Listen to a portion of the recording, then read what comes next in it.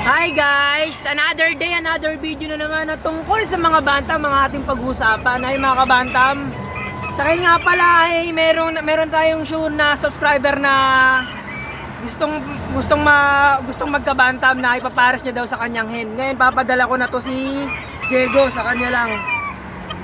Wala akong pinipili na yun nga yung mga subscriber natin, wala tayong pinipili na pwede pagbigyan ng bantam natin. Kung sino lang yung sure na subscriber natin na willing magpalala move, sa kanya ko ibibigay. Yun lang parang kasi para mabigyan ko kayo ng bantam, para may padala ko to sa inyong bantam, kailangan lang talaga magpalala move, yun lang requirements para mapadalaan ko kayo, palala move, para taas PM nyo ako. Sa ngayon papadala ko na to si Diego sa taga Laguna siya eh. Ilalagay ko siya sa ganitong box.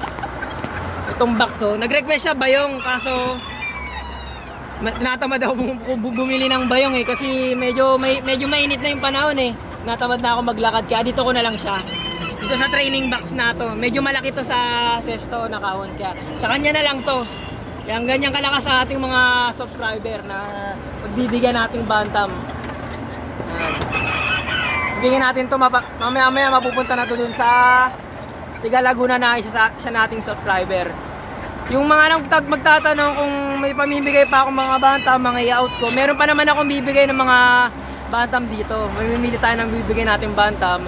Kasi pag ako nagbibigay kasi ng bantam, ayoko yung mga reject, yung mga may sakit, payat, diba? Yung mga sinabi ko sa mga nakaraang video, ayoko yung mga nagbibigay ng mga ganun eh.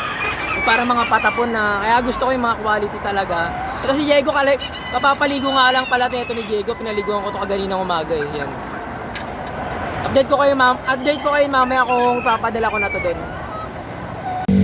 Ito nga sa ngayon nga guys ay dumating na yung rider ng Lala Move ito. Ito yung bibigay kong bantam na si Diego. Biyaheng Laguna pa to. Diego pangalan. Lahat kasi ng bantam ko may yung pangalan yan. Yan. Nakuha ng isa nating subscriber yung location, kaya ayan nga, gumastos din siya pang Lala Move yun. Bro, salamat. Andito na si Diego. Pinbigay sa akin ni Utol, bro. Kanawayan daw. Binigay lang ng kumpare niya. Mukhang may edad na rin eh. 1 year na raw. Yun si Diego, bro. Ganda, bro. Salamat, bro. Mukhang bagay sila.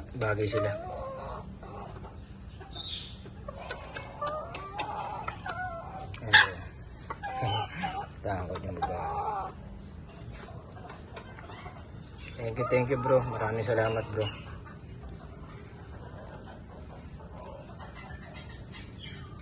Sana magkaroon din ako ng henny line mo, bro. Salamat, bro. So yun nga guys, ba na pamigay ko na si Diego. Panoorin niyo tong video na dumating na yung Lala Move, binidyoan ko eh. Tapos yung nakarating na si Diego dun sa nating subscriber na pinagbigyan ko. Ang layo nga pala ng pinagdala ni Diego. Nasa siya, bandang Laguna. Yan. Ang papalit ko nga pala sa pwesto ni Diego, na sa kulungan ni Diego, ay si Ashero. Yan si Ashero.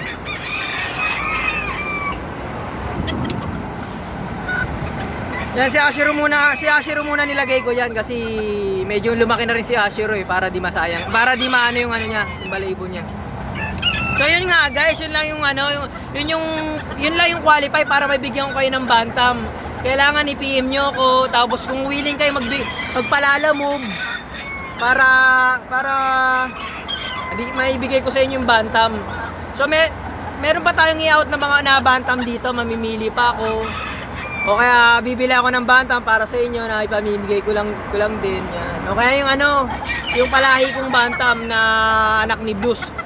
O nga pala, pwede ko palakihin ko lang ng konti, yung pwede ko ipamigay. Yan. So yun lang ang ating maiksing video guys. Kung interesado po kayo sa mga ganitong video, mag-subscribe lang po kayo, like and share para marami pa po tayo mapag-usapan na tungkol sa mga bantam. Yan lang po. Maraming salamat po sa panonood. Bye po muna!